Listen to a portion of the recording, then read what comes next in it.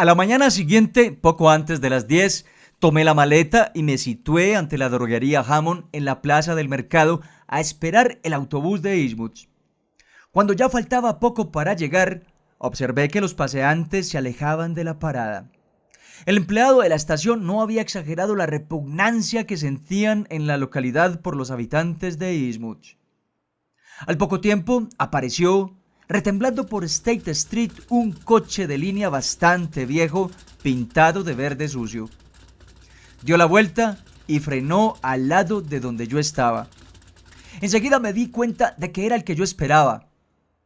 Encima del parabrisas se adivinaba el casi ilegible cartel Arham, Eastwood, Newport. Solo venían 3 pasajeros, 3 hombres más bien jóvenes, morenos, mal vestidos y de semblante hosco.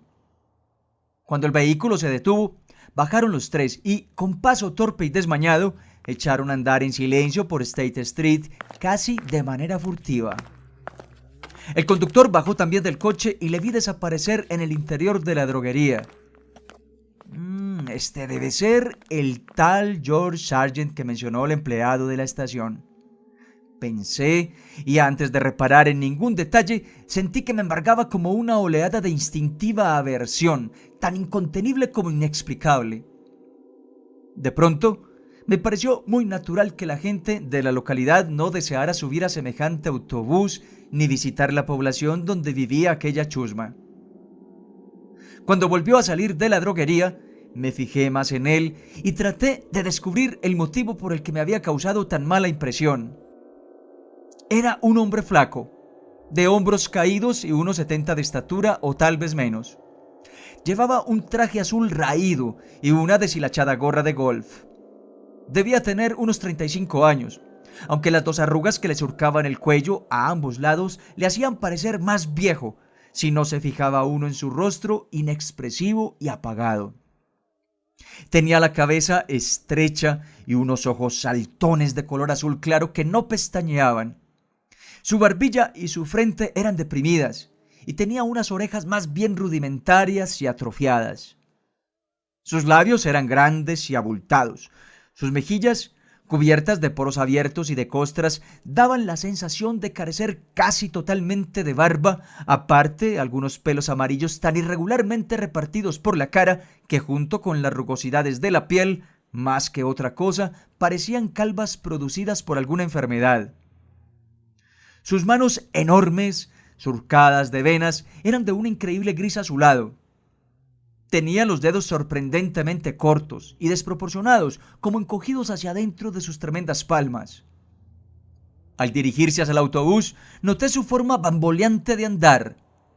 Sus pies eran igualmente desmesurados, y cuanto más se los miraba, más difícil me parecía que pudiera encontrar zapatos a su medida.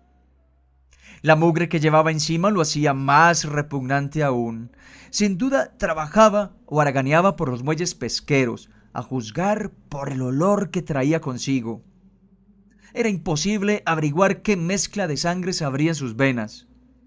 Sus rasgos no parecían asiáticos, polinesios ni negroides, pero evidentemente eran extranjeros. Sin embargo, más que una característica racial, aquellos rasgos me parecían una degeneración biológica. Me quedé cortado de pronto, al darme cuenta de que no había ningún otro pasajero en el autobús.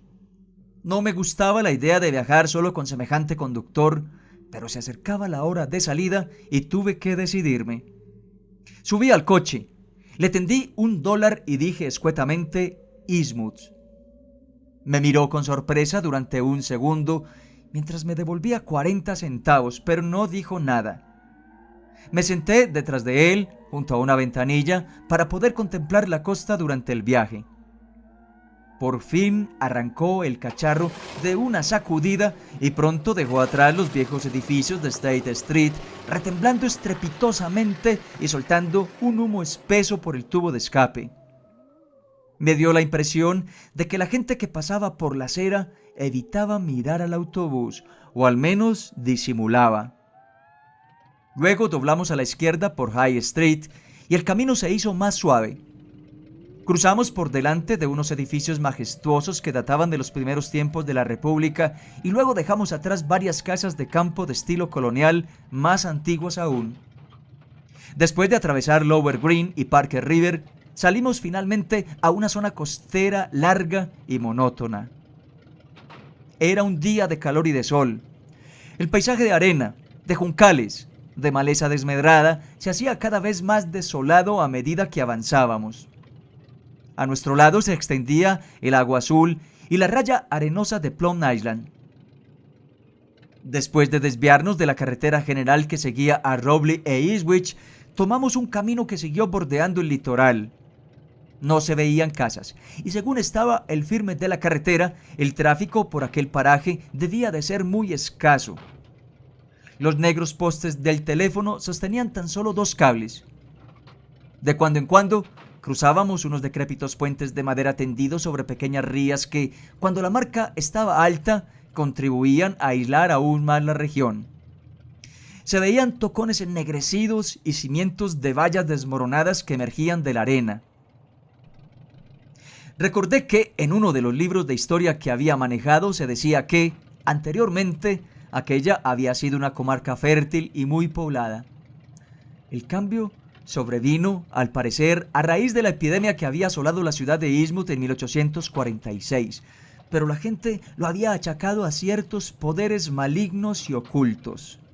De hecho, el mal radicaba en la absurda tala de toda la arboleda cercana a la playa, que había privado al suelo de su mejor protección contra la arena que ahora lo invadía todo. Finalmente perdimos de vista Plum Island y apareció la inmensa extensión del Atlántico a nuestra izquierda. El estrecho camino comenzó a subir por una cuesta pronunciada. Experimenté una sensación extraña al ver la cima solitaria que se elevaba ante nosotros, donde el camino, herido de surcos, se encontraba con el cielo. Era como si el autobús fuera a continuar su ascensión abandonando la tierra para fundirse con el misterio ignorado de un más allá invisible. El olor a mar nos llegaba cargado de aromas presagiosos. La espalda encorvada y rígida del conductor y su cráneo grotesco se me antojaban cada vez más repugnantes. Por detrás tenía la cabeza casi tan despoblada de pelo como su cara. Apenas le crecían unas pocas hebras amarillentas en su piel rugosa y grisácea. Coronamos la cuesta. Desde arriba se podía contemplar toda la extensión del valle donde el Manuxet desembocaba en el mar, justo al norte de una larga muralla de acantilados que culmina en Keystone Head y tuerce después hacia Cape Ann. En la bruma lejana del horizonte se alcanzaba a distinguir el perfil confuso del promontorio donde se alzaba aquel caserón antiguo del que tantas leyendas se habían contado. Pero de momento, toda mi atención se centró en el panorama inmediato que se abría ante mí. Habíamos llegado frente al tenebroso pueblo de Innsmouth.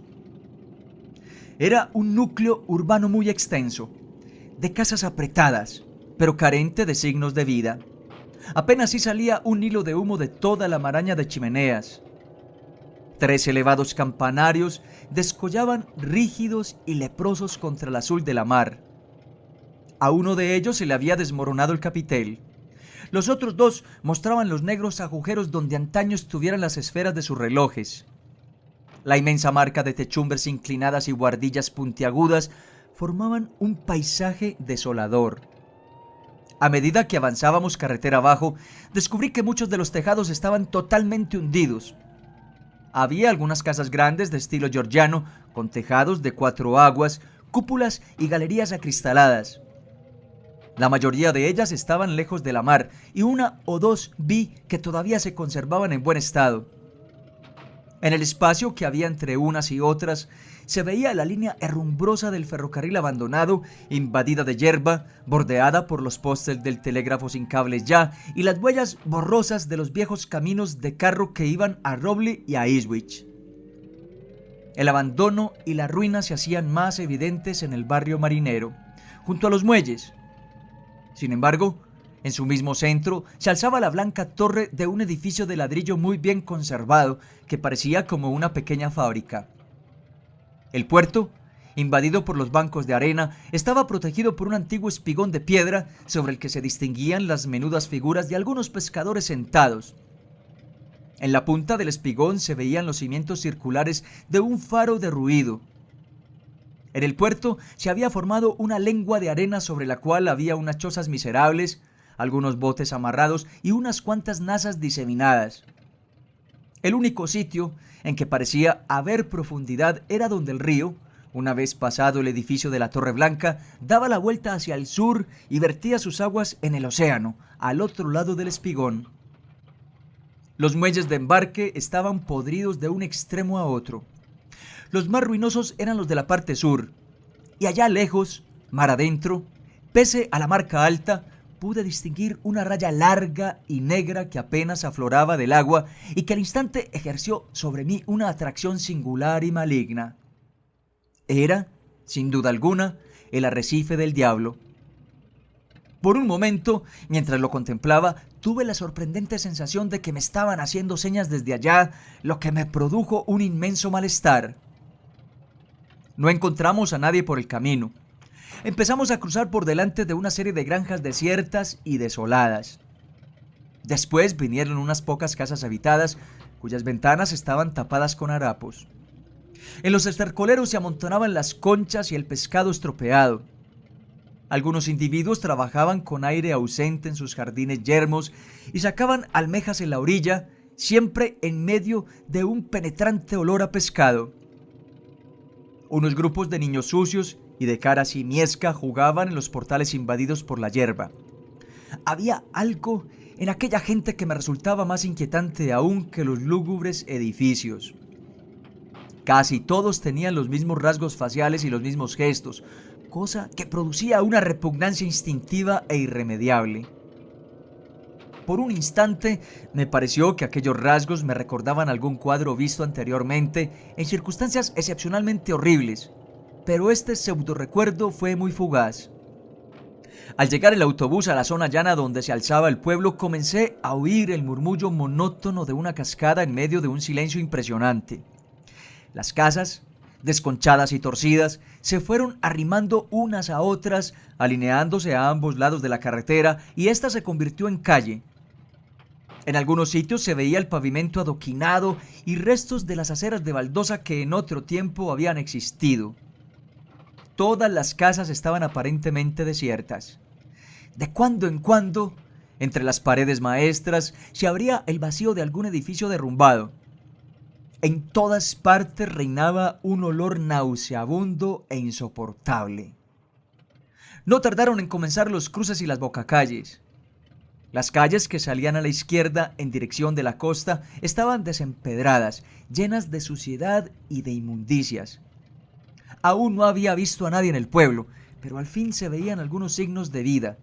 Cortinas en algunas ventanas, un cascado automóvil detenido junto al bordillo. El pavimento y las aceras se iban perfilando cada vez más y, aunque casi todas las casas eran bastante viejas, edificios de madera y ladrillos de principios del siglo XIX, se veía que todavía estaban en condiciones. Fascinado por el interés de cuanto veía, me olvidé del olor repugnante y de la sensación opresiva que había experimentado al principio. Pero no había de llegar yo a mi punto de destino sin recibir otra impresión tremendamente desagradable. El autobús desembocó en una especie de plaza flanqueada por dos iglesias, en cuyo centro había un círculo de césped pelado y seco. En la calle que salía a la derecha se alzaba un edificio con columnas. La fachada, pintada de blanco en tiempos atrás, estaba ahora gris y desconchada. Las letras doradas y negras del frontis estaban tan borrosas que me costó bastante descifrar la inscripción: Orden Esotérica de Dagon.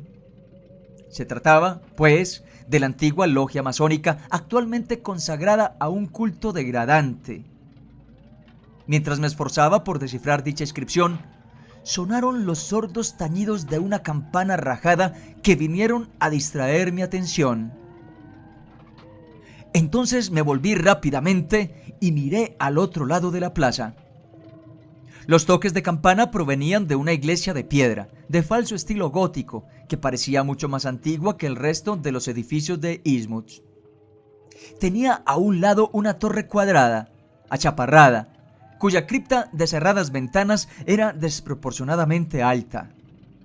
El reloj de la torre carecía de manillas, pero sabía que aquellos golpes sordos correspondían a las 11 de la mañana. Y de repente, todas mis reflexiones se esfumaron ante la inesperada aparición de una figura tan horrenda que me estremecí aún sin haber tenido tiempo de verla bien. La puerta de la cripta estaba abierta y formaba un rectángulo de oscuridad, y al mirar casualmente, cruzó ese rectángulo algo que provocó en mí una fugaz impresión de pesadilla. Era un ser vivo, el primer ser vivo, aparte del conductor, que veía dentro del casco urbano de Innsmouth. De haber tenido los nervios más tranquilos, probablemente no habría encontrado nada aterrador en ello, porque un momento después me daba cuenta de que se trataba tan solo de un sacerdote.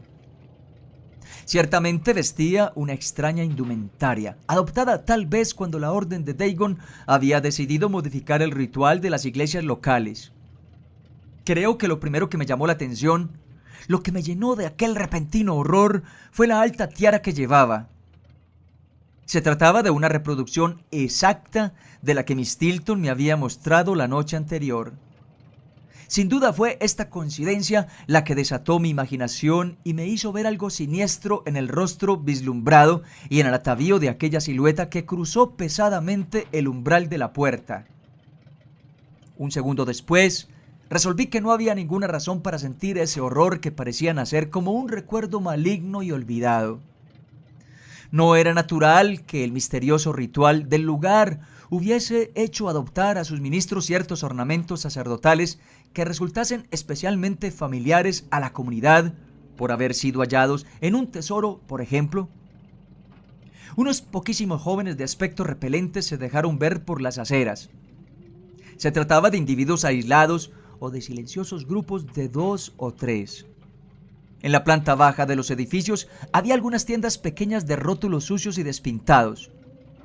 Vi también en las calles 1 o 2 camiones aparcados. El ruido de la caída del agua se fue haciendo intenso hasta que apareció ante nosotros la profunda garganta del río, sobre la cual se extendía un ancho puente de hierro que desembocaba en una plaza amplia. Al pasar por el puente, miré a uno y otro lado y observé que había unas cuantas fábricas en las márgenes cubiertas de maleza, así como en la parte baja del camino. Allá lejos, por debajo del puente, el agua era muy abundante. A mi derecha, río arriba, se veían 2 poderosos saltos de agua y otro por lo menos río abajo a la izquierda. El ruido era ensordecedor desde el puente. Luego dimos la vuelta a una plaza espaciosa al otro lado del río y paramos a la derecha, delante de un caserón alto, pintado de amarillo y coronado por una cúpula. Sobre la puerta, un letrero medio borrado proclamaba que aquello era Gilman House. Me alegré de bajar del autobús. Inmediatamente después procedí a consignar mi maleta en el sórdido vestíbulo del hotel. Solo había una persona a la vista, un hombre de edad que carecía de lo que yo había dado en llamar pinta de Innsmouth. Decidí no hacer preguntas indiscretas. Recordaba las cosas raras que se contaban de este hotel. Así que salí a dar una vuelta por la plaza. El autobús se había ido ya. Me entretuve en inspeccionar el sitio. A un lado, la plaza daba a un solar pedregoso tras el cual se extendía el río. Al otro extremo había un semicírculo de edificios de ladrillo con tejados oblicuos que seguramente databan de 1800. De allí se abrían varias calles en abanico. Por la noche, habida cuenta de la escasez de farolas, estas calles tendrían una iluminación bastante pobre. Pensé con alivio en mi proyecto de marcharme de allí antes del anochecer. Los edificios se conservaban todos en bastante buenas condiciones y albergaban quizá una docena de establecimientos comerciales de lo más corriente. Una sucursal de una gran cadena de tiendas comestibles, un restaurante de aspecto triste, una droguería, un almacén de pescado al por mayor y, en el extremo de la plaza, no lejos del río, las oficinas de la única industria del pueblo, la refinería March. Habría unas 10 personas por allí, y 4 o 5 automóviles y camiones aparcados junto a la acera. Evidentemente se trataba del centro comercial de Eastwood. Hacia oriente se podían ver los azules parpadeos del puerto, sobre los que se alzaban las ruinas de 3 antiguos campanarios muy bellos en su lúgubre desolación. Cerca de la orilla, al otro lado del río, se veía sobresalir una torre blanca por detrás de un edificio que debía ser la refinería March. Después de pensarlo un rato, decidí empezar mis indagaciones en la tienda de comestibles. Tratándose de una sucursal, era probable que sus dependientes no fueran de Eastwood, como así resultó. En efecto, el único empleado era un muchacho de unos 17 años cuyo aspecto franco y simpático prometía abundante información. Daba la impresión de que estaba deseoso de charlar y no tardé en descubrir que no le gustaba el pueblo, ni su olor a pescado, ni sus furtivos habitantes. Para él era un alivio poder hablar con cualquier forastero. Era de Arkham y vivía con una familia que procedía de Ipswich. Siempre que podía, hacía una escapada para visitar a su familia. A esta no le gustaba que trabajase en Eastwood, pero la empresa lo había destinado allí y él no deseaba dejar el empleo. Dijo que en Eastwood no había biblioteca pública ni cámara de comercio, pero que no me sería difícil orientarme por las calles. Seguramente encontraría monumentos de interés. Donde yo me había apeado era Federal Street. De aquí nacía en dirección a poniente una serie de calles residenciales: Broad, Washington, Lafayette y Adams, y al otro lado estaba el miserable barrio marinero. En ese barrio, cuya arteria era Main Street, encontraría unas viejas iglesias muy bellas de estilo georgiano, completamente abandonadas. Sería conveniente que yo no llamara demasiado la atención por aquellas inmediaciones, especialmente al norte del río, ya que el vecindario era gente hosca y mal encarada. Incluso se decía que algunos forasteros habían llegado a desaparecer. Ciertos lugares eran prácticamente territorio prohibido, según había aprendido a costa de disgustos. Por ejemplo, no era aconsejable rondar por los alrededores de la refinería March ni por las proximidades de cualquiera de los templos que aún se hallaban abiertos al culto, ni por delante del edificio de la Orden de Dagon situado en Orchard Green. Los cultos que se practicaban eran muy extraños. Todos ellos habían sido enérgicamente desautorizados por sus respectivas iglesias de fuera de Eastwood. Las sectas locales, aun cuando conservaban sus primitivos nombres, practicaban las más extrañas ceremonias y utilizaban unas vestiduras sacerdotales sumamente raras. Sus credos heréticos y misteriosos hacían alusión a ciertas metamorfosis prodigiosas a consecuencia de las cuales se obtenía la inmortalidad material en este mundo. El pastor del muchacho, el doctor Wallace de Arkham, le había instado a que no frecuentara ninguna iglesia de Eastwood. En cuanto a la gente, él apenas sabía nada. Eran huidizos, se les veía raramente y vivían como los animales en sus madrigueras, de modo que resultaba muy difícil imaginarse a qué se dedicaban aparte de pescar. A juzgar por las cantidades de licor clandestino que consumían, se debían de pasar la mayor parte del día en estado de embriaguez. Parecían unidos por una especie de misteriosa camaradería y sentían un gran desprecio por el resto del mundo, como si fueran ellos los elegidos para otra vida mejor. Su aspecto, en particular aquellos ojos fijos e imperturbables que no pestañeaban jamás, era lo que más le repelía de ellos. Después, sus voces roncas de acento inhumano. Era lo más desagradable del mundo oírles cantar por la noche en la iglesia, en especial durante sus grandes festividades que ellos denominaban renacimientos, celebradas 2 veces al año, el 30 de abril y el 31 de octubre. Eran muy aficionados al agua y siempre estaban nadando en el río y en el puerto. Las competiciones hasta el lejano arrecife del Diablo eran muy frecuentes y viéndoles daba la sensación de que todos estaban en condiciones de participar en esta dura prueba deportiva. Pensándolo bien, uno se daba cuenta de que las únicas personas que aparecían en público eran jóvenes.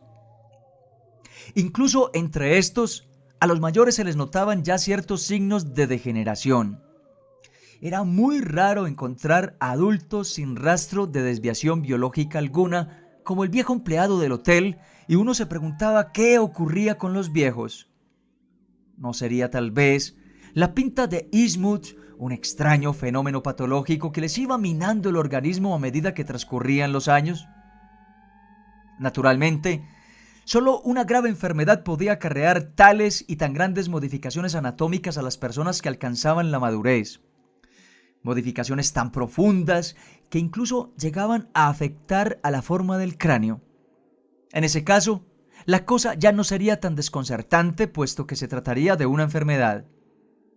De todas formas, el muchacho me dio a entender que era muy difícil sacar conclusiones concretas sobre el asunto, ya que jamás se llegaba a conocer personalmente a los viejos del lugar, por mucho que viviese uno entre ellos. Dijo, además, que estaba convencido de que había individuos más repugnantes que los que se veían por la calle, pero que los encerraban en determinados lugares. Se oían cosas la más de raras.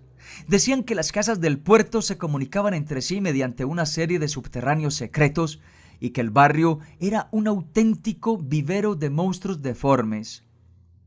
Era imposible saber qué clase de sangre les corría por las venas, si es que les corría alguna. Cuando llegaba al pueblo algún enviado del gobierno o alguna personalidad, solían ocultar a los tipos más señaladamente repulsivos. Añadió que era inútil preguntarles nada sobre el lugar. El único capaz de hablar era un viejo que vivía en el asilo de la salida del pueblo y que solía pasear por las calles próximas al parque de bomberos. Este venerable personaje, Zadok Allen, tenía 96 años y estaba algo tocado de la cabeza, además de ser el borrachín del pueblo. Era un individuo huidizo y extraño que siempre miraba de soslayo como si temiese algo. Estando sereno, no se le podía sacar una palabra del cuerpo. Sin embargo, era incapaz de rechazar cualquier invitación y, una vez bebido, contaba las historias más asombrosas del mundo.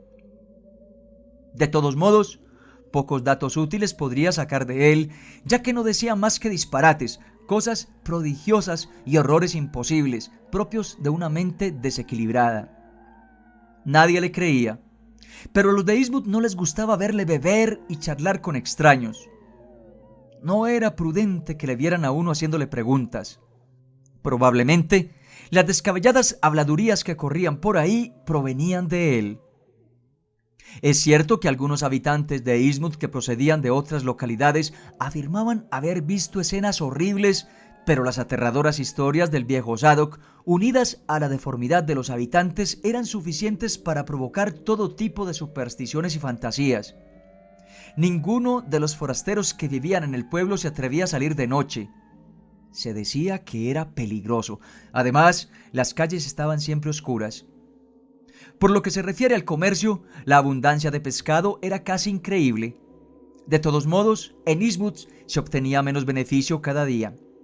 Los precios bajaban continuamente y la competencia aumentaba. Como es natural, el verdadero negocio del pueblo era la refinería, cuyas oficinas estaban en la plaza unos portales más allá. El viejo March nunca se dejaba ver. A veces se veía pasar su automóvil con las cortinillas echadas. Corría toda suerte de rumores acerca de la transformación que había sufrido el viejo March.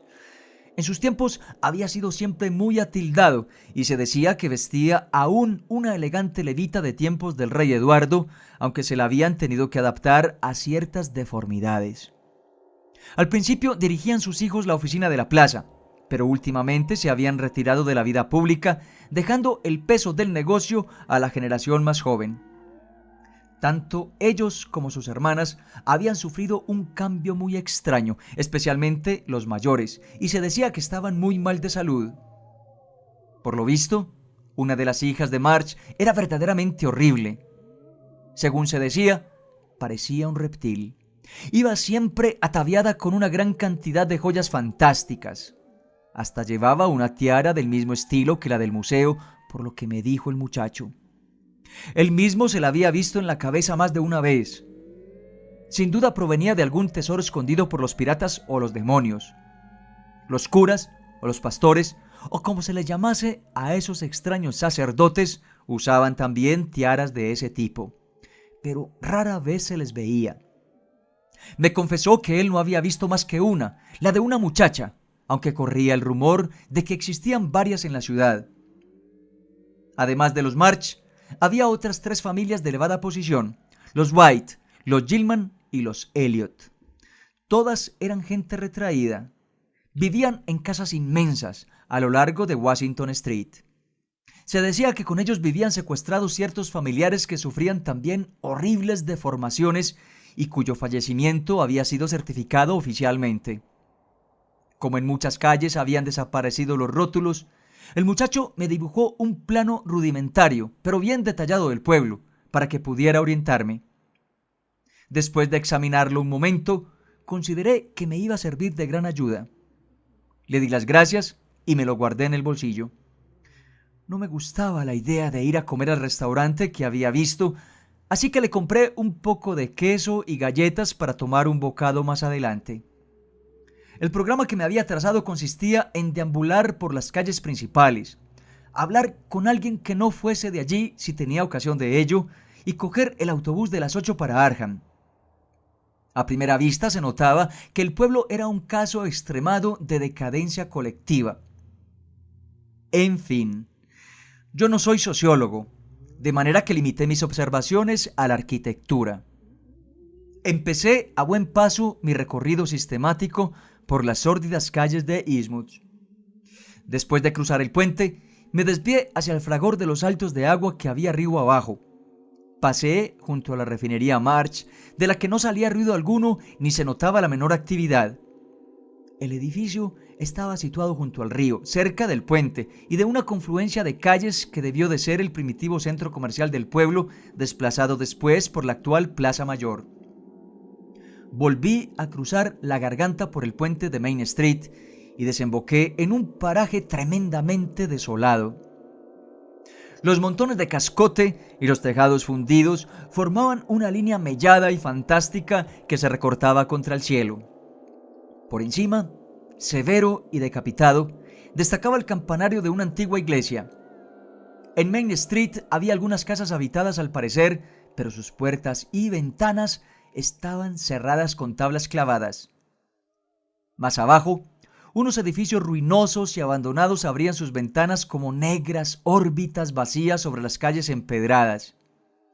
Algunos de aquellos edificios se inclinaban peligrosamente a causa de los hundimientos del suelo. Reinaba un silencio imponente. Tuve que armarme de valor para atravesar aquel lugar en dirección al puerto. Ciertamente, la impresión sobrecogedora que produce una casa desierta aumenta cuando el número de casas se multiplica hasta formar una ciudad de completa desolación. El interminable espectáculo de callejones desiertos y fachadas miserables, la infinidad de cuchitriles oscuros, vacíos, abandonados a las telarañas y a la carcoma, provocan un temor que ninguna filosofía puede disipar. En Fish Street estaba todo tan desierto como en la arteria principal, aunque ofrecía un aspecto diferente. Había muchos almacenes, construidos de piedra y ladrillo, que todavía se conservaban en buen estado. Water Street era casi idéntica, salvo que tenía enormes espacios despejados en el lado de la mar, donde antes hubo muelles y embarcaderos hoy hundidos. No se veía un alma, a excepción de los escasos pescadores del lejano espigón. Solo se oían los blandos lametones de las olas en el puerto y el rumor lejano de los saltos del Manuxet. Una creciente inquietud se iba apoderando de mí. Volví la cabeza y miré hacia atrás furtivamente. Luego atravesé el vacilante puente de Water Street. El otro, el de Fish Street, estaba en ruinas según el plano. Al otro lado del río encontré indicios de cierta actividad. Manufacturas de preparación y embalaje del pescado, algunas chimeneas humeantes, techumbres reparadas, ruidos indeterminados y unos pocos individuos que caminaban bamboleantes por los callejones mal empedrados. No obstante, este barrio resultaba aún más deprimente que la desolación del Distrito Sur. Las gentes aquí tenían más acentuada su deformidad que las del centro. Varias veces me recordaron, de manera confusa, algo tremendo y grotesco que no conseguí identificar. Evidentemente, la proporción de sangre extranjera era en estos mayor que en los de los demás barrios, a no ser que la pinta de Eastwood fuese una enfermedad, en cuyo caso debía estar causando estragos en este sector. De cuando en cuando también se oían crujidos, carreras presurosas, ruidos extraños y roncos que me hicieron pensar, no sin cierto nerviosismo, en los pasadizos ocultos que había mencionado el muchacho de la tienda. Y de pronto me di cuenta de que aún no les había escuchado pronunciar una sola palabra y que deseaba con toda mi alma que no llegara ese momento. Me estremecía con solo imaginar el sonido de sus voces. Después de detenerme a contemplar las dos iglesias, hermosas, aunque ya en ruinas, de Main y de Church Street, apreté el paso para salir cuanto antes de aquel inmundo barrio marinero. A continuación, mi objetivo debería haber sido lógicamente el templo de Newchurch Green, pero sin saber bien por qué, no me atreví a pasar otra vez por delante de aquella iglesia en cuya cripta había vislumbrado la fugaz silueta de aquel extraño sacerdote con tiara.